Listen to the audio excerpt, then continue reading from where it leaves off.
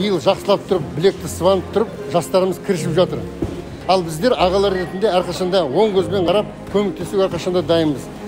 Волонтерлар дені сау болып, барлық мүмкіншілігін салып, күш қуатының барлығын осындай бір жақсы мейірімділікке, қайырымдылыққа толы жұмыстарға ешқашанда шаршамасын дегім келеді.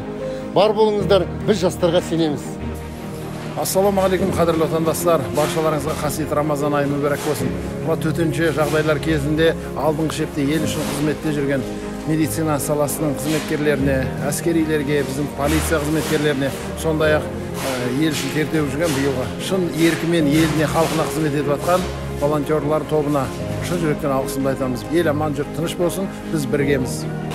Жаңа ғана 50 қорапқа қант салып шыққанына шаршап қалып жатырмын. Алдына волонтерлар, биылғы еріктілер, жас отанның жастары күніне 500 мыңдаған осындай қораптар жинап, көптеген отбасыларға таратып жатыр. Бұның өзі үлкен көмек. Қазақ елінің шыны керек осындай бір ауызбіршілігі бар екенін осыдан білуге болады. Сондықтан қазақ елі аман болсын. Біз біргеміз.